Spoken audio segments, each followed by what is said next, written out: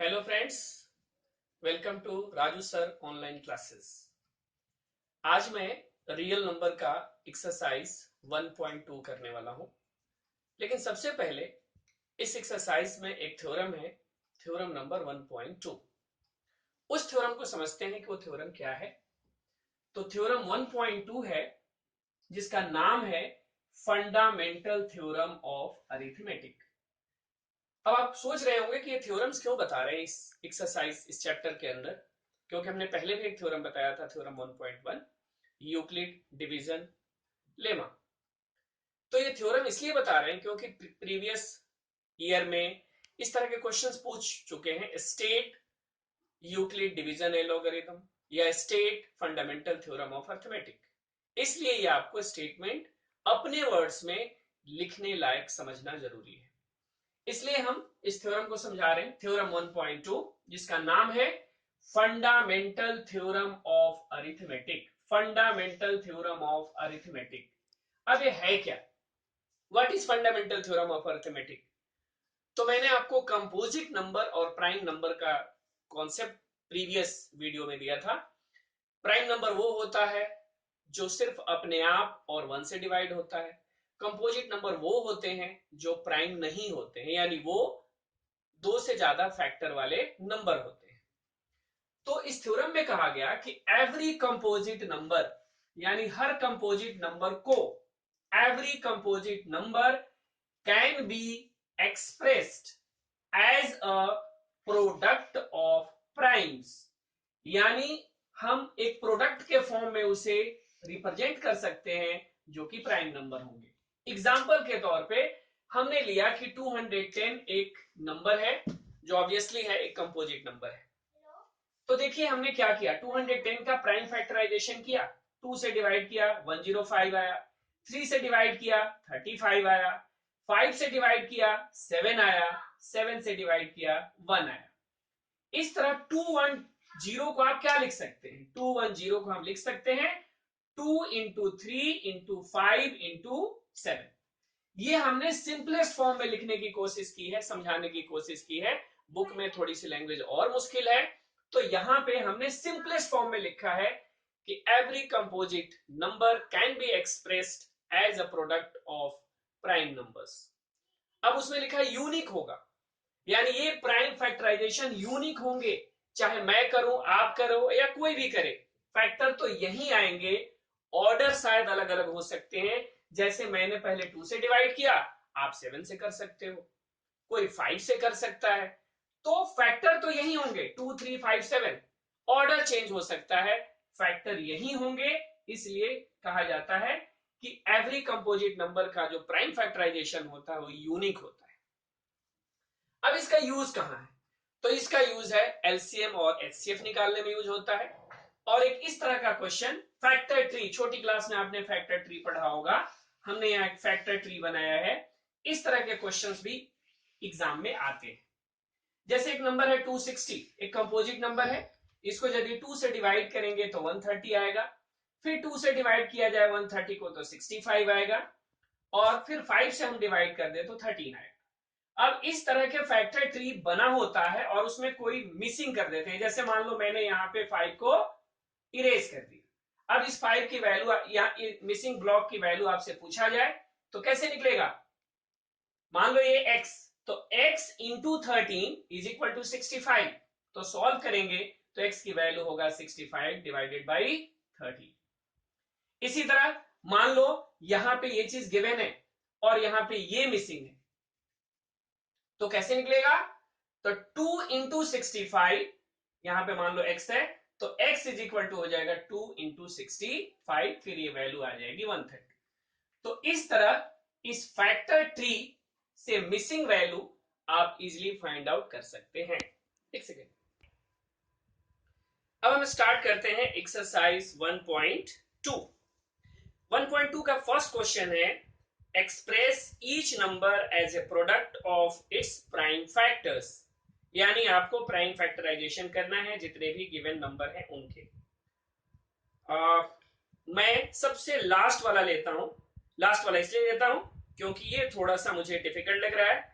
क्योंकि आप भी कहेंगे कि सर एक कर देते हैं इजी वाले और बाकी हमें दे देते हैं, तो मैं आज डिफिकल्ट ही आपको करके दिखा रहा हूं।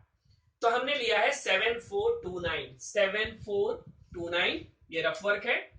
7429 को हमने डिवाइड किया है पहले 17 से। हालांकि पहले 17 से मैंने किया है, लेकिन आप पहले ट्राई करोगे 2 से, 3 से, 5 से, 7 से, 11 से, 13 से, सारे प्राइम नंबर ही ट्राई करना, ठीक है। कंपोजिट नंबर ट्राई नहीं करना है आपको, प्राइम नंबर ही ट्राई करना है, क्योंकि प्राइम फैक्टराइजेशन करना है। तो 2, 3, 5, 7 सबके रूल्स होते हैं, आप ऑब्वियस है अप्लाई करते जाएंगे, पता चलते जाएगा कि डिवाइड हो रहा है कि नहीं हो रहा है। तो ये फाइनली 17 से डिवाइड हो रहा है, तो 17 से डिवाइड किया तो 437 आया, फिर हमने 19 से किया तो 23 आया, और 23 से किया तो 1 आ गया। तो 7429 का प्राइम फैक्टराइजेशन होगा 7429 is equal to 17 into 19 into 23। कहने के लिए बहुत इजी क्वेश्चन है, लेकिन एक नंबर में आएगा, और एक नंबर के क्वेश्चन में यदि आपने 5 मिनट या 10 मिनट टाइम लगाया है तो अब ये वेस्टेज ऑफ टाइम है, तो थोड़ा सा अपनी स्पीड को बढ़ाएंगे। अब चलते हैं क्वेश्चन नंबर 2 में। क्वेश्चन नंबर 2 में find the LCM and HCF of the following pair of integers and verify that LCM into HCF is equal to product of two numbers। इसका भी मैं थर्ड पार्ट ले रहा हूं, सेकेंड क्वेश्चन का third part. इस question में दो पार्ट है, पहले LCM और HCF निकालना है और उसके बाद एक फॉर्मूला वेरीफाई करना है। तो चलते हैं हम LCM और HCF के तरफ। और LCM और HCF निकालने के लिए मैं जो यहां मेथड यूज कर रहा हूं वो मेथड है प्राइम फैक्टराइजेशन मेथड। इस मेथड को मैं इसलिए यूज कर रहा हूं क्योंकि क्वेश्चन नंबर 3 में आपको इस मेथड को ही यूज करके एलसीएम एचसीएफ निकालना है, और ये हेल्प करेगा क्वेश्चन नंबर 4 में ही। तो इसलिए हमने यहाँ पे मेथड जो यूज किया है वो प्राइम फैक्टराइजेशन मेथड ही यूज किया है। अब इस मेथड में होता क्या है, तो सबसे पहला वर्क ये करना है कि जो दोनों गिवन नंबर है 336 और 54 उसका प्राइम फैक्टराइजेशन कर दीजिए। हमने 336 का किया तो इस तरह से आया, जिसको हम यहां लिख दिए 336 is equal to 2 into 2 into 2 into 2 into 3 into 7। अगला स्टेप ये है कि हम इसे पावर नोटेशन में लिख रहे हैं, ध्यान से देखिए पावर नोटेशन। 2 एक्चुअली 4 टाइम्स है, इसलिए आ गया 2 का पावर 4। 3 1 टाइम है, इसीलिए इंटू 3 लिखा, 3 का पावर 1 लिख सकते हैं, और इंटू 7 का पावर 1 मान लीजिए हमने ऐसे लिख दिया। तो ये हो गया पावर नोटेशन में प्रेजेंटेशन प्राइम फैक्टर्स के। इन द सेम वे 54 निकाला, 54 का प्राइम फैक्टराइजेशन हुआ 2 इंटू 3 इंटू 3 इंटू 3, जो यहां पे लिखा। अब उसे पावर नोटेशन में हमने लिख दिया, तो आ गया 2 पावर 1 इंटू 3 पावर 3। अब ध्यान दीजिए कि एचसीएम और एलसीएम निकलेगा कैसे। तो एचसीएफ क्या होता है, तो HCF is equal to lowest power of common factors.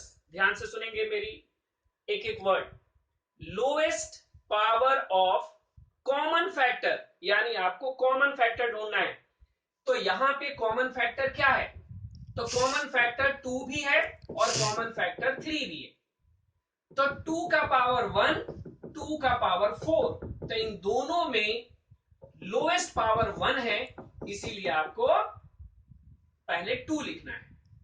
और फिर उसी तरह 3 देखेंगे तो 3 का पावर 1, 3 का पावर 3, तो इन दोनों में लोएस्ट कौन सा है, 3 का पावर 1, तो आपको 3 लिखना है। तो HCF is equal to 2 power 1 into 3 power 1, that is equal to 2 into 3, जिसकी वैल्यू हो गई 6।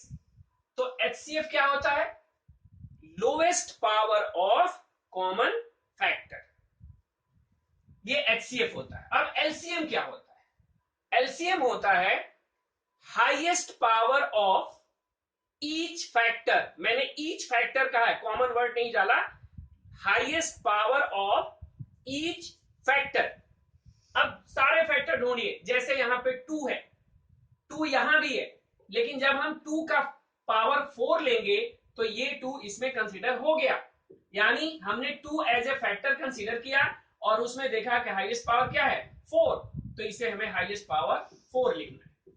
इन द सेम वे 3 का पावर 1 है, 3 का पावर 3 है, तो यहां पे मैं लिखूंगा 3 का पावर 3।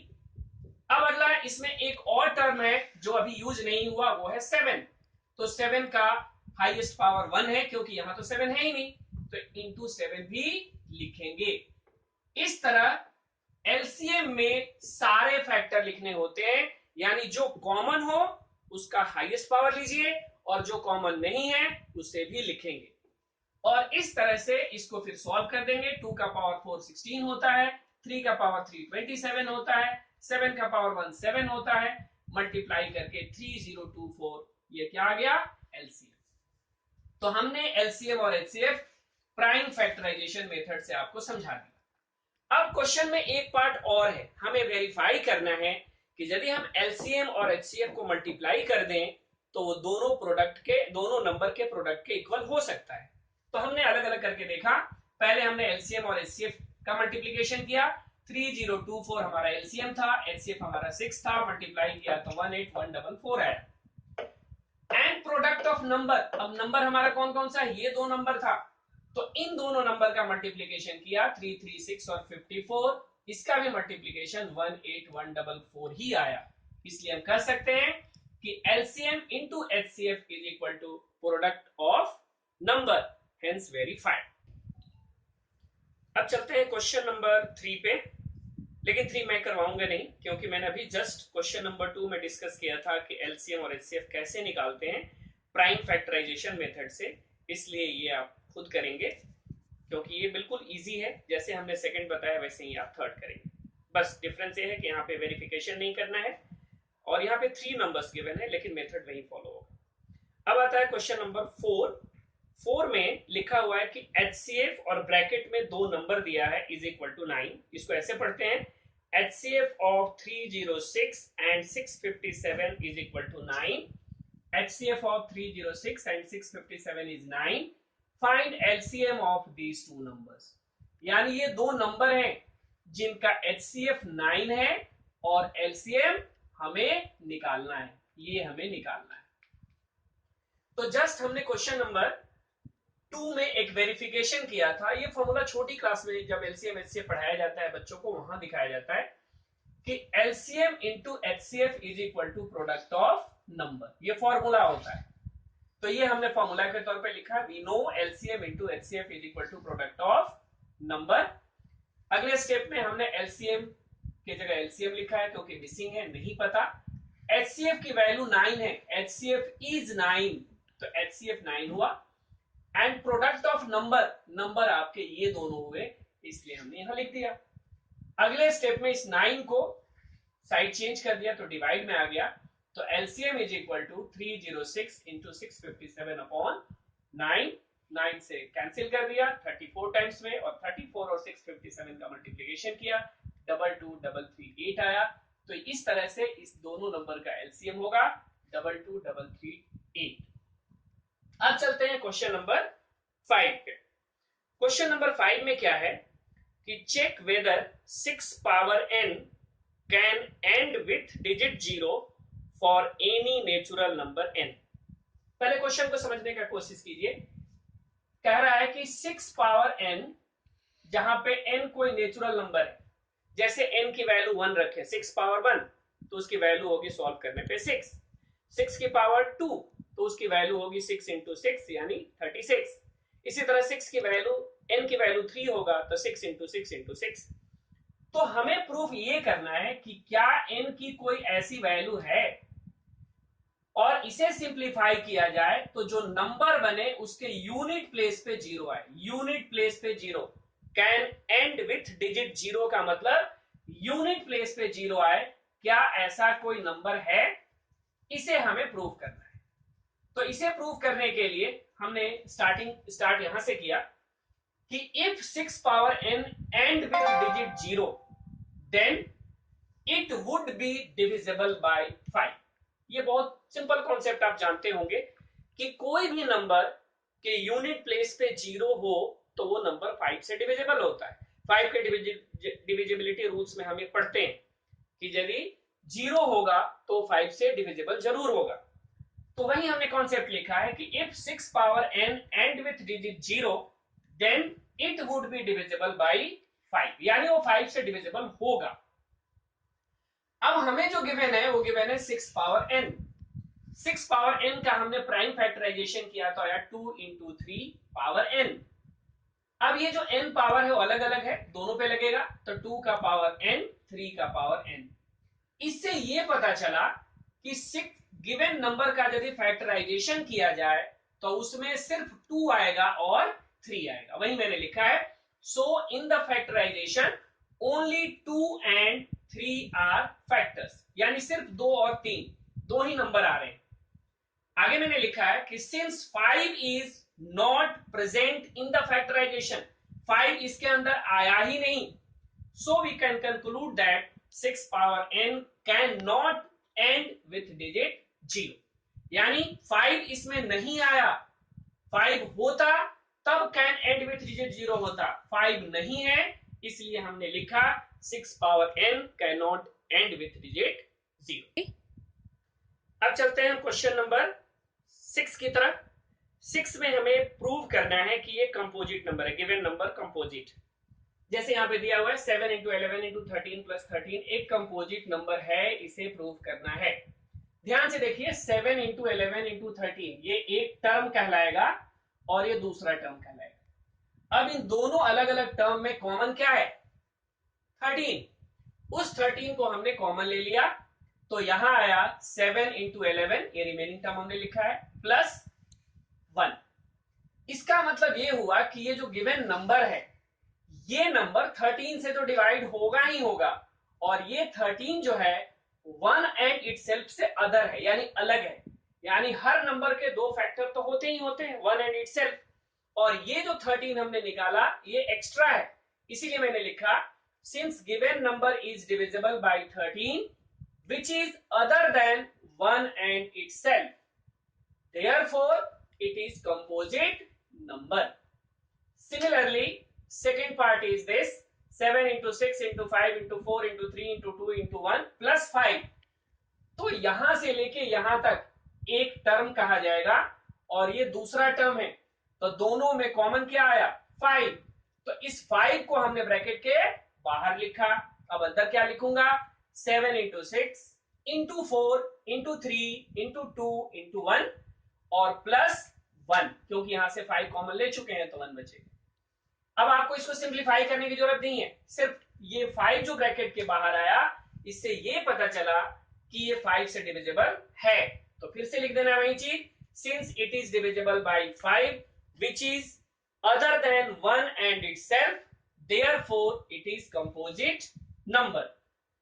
अब चलते हैं क्वेश्चन नंबर 7 की तरफ, जो लास्ट क्वेश्चन है इस एक्सरसाइज का।